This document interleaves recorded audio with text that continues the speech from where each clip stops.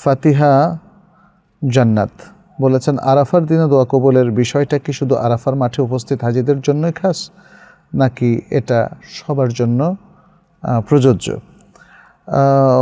আমরা আগে আরাফার দিনের যে হাদিসগুলো আছে ফজিলাত, দোয়ার যে ফজিলাত, সেটা নিয়ে একটু আলোচনা করি, তারপর বোঝার চেষ্টা করি যে আসলে এটা কি খাসভাবে আরাফায় উপস্থিত হাজিদের ক্ষেত্রে বলা হয়েছে, নাকি এই দিনে যারা যেখান থেকে দোয়া করুক না কেন সকলের ক্ষেত্রে প্রযোজ্য।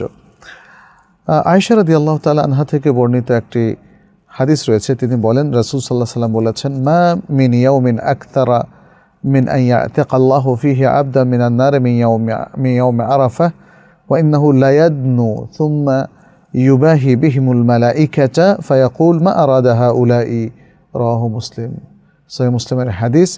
নবী সাল্লাল্লাহু আলাইহি ওয়াসাল্লাম বলেন যে আরাফাত দিনের চেয়ে আর কোনো দিন আল্লাহ তাআলা জাহান্নাম থেকে এত বেশি বান্দাকে মুক্তি দেন না। এই দিন কী করেন আল্লাহ তাআলা?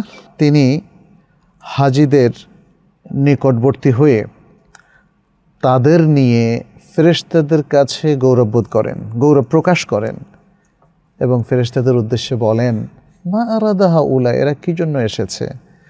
তাহলে এই হাদিসটাতে আসলে স্পেশালি আরাফার হাজিদেরকে ইন্ডিকেট করা হয়েছে, যারা লাব্বাইকা ধ্বনিতে আকাশ বাতাস মুখরিত করে আল্লাহর কাছে ধর্ণা দেওয়ার জন্য আরাফার ময়দানে হাজির হয়েছে।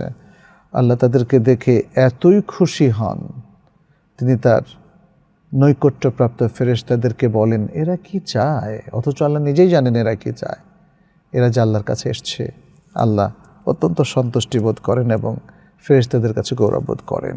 তাহলে এখানে আরাফাত দিনের ফজিলাতের পাশাপাশি এই ফজিলাত বিশেষ করে হাজিদের ক্ষেত্রে যে আনপ্যারালাল, অনেক বেশি, সেটা এখানে ফুটে উঠেছে।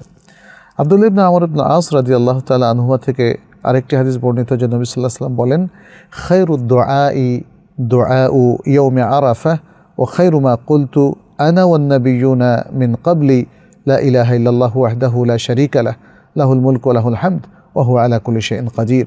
এটি তিরমিজির হাদিস এবং শেখ আলবানী সহিহ আত-তারগীবের মধ্যে এটাকে হাসান বলে উল্লেখ করেছেন। তো নবী সাল্লাল্লাহু আলাইহি ওয়াসাল্লাম এই হাদিসটিতে বলেন যে সবচেয়ে উত্তম দোয়া হচ্ছে আরাফাত দিনের দোয়া। আর আমি এবং আমার পূর্বের নবীরা এই দিন যে সবচেয়ে উত্তম দোয়াটা পড়েছিলাম সেটা হলো তাওহীদের দোয়া, লা ইলাহা ইল্লাল্লাহু ওয়াহদাহু লা শারীকা লাহু লাহুল মুলকু ওয়া লাহুল হামদ ওয়া হুয়া আলা কুল্লি শাইইন কাদিরের অর্থ আপনারা সবাই জানেন।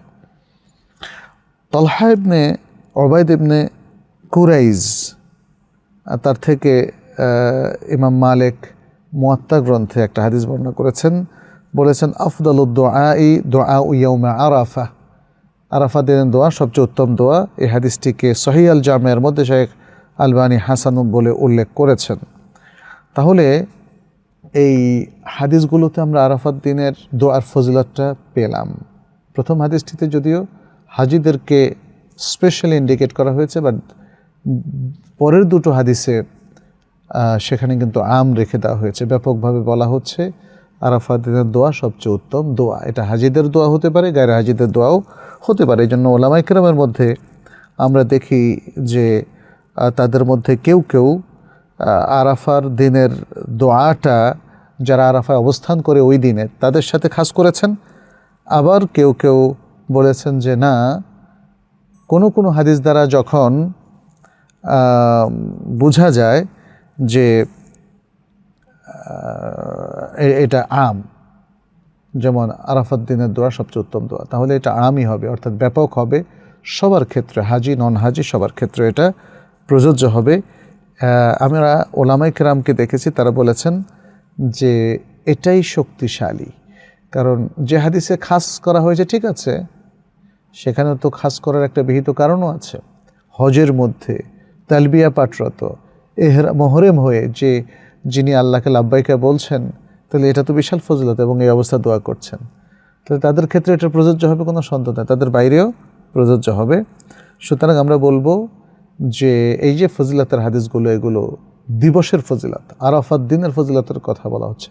আরাফাতের মাঠ কেনা, এই জন্য মিন ইয়ৌমে আরাফা এভাবে বলা হয়েছে। সুতরাং এই দিনে যারাই আল্লাহর কাছে দোয়া করবে তারাই সে দোয়াটা পাবে ইনশাআল্লাহ। তবে যারা আরাফার ময়দানে উপস্থিত থাকবে আরাফাত দিনে, তাদের ফজিলত ডাবল। কারণ ফজলুল মাকান, স্থানের ফজিলত তারা পাচ্ছে, ফজলুল জামান এবং কাল বা যুগের সময়ের ফজিলত তারা পাচ্ছে। অতএব সবার জন্য প্রযোজ্য, এটাই বিশুদ্ধ।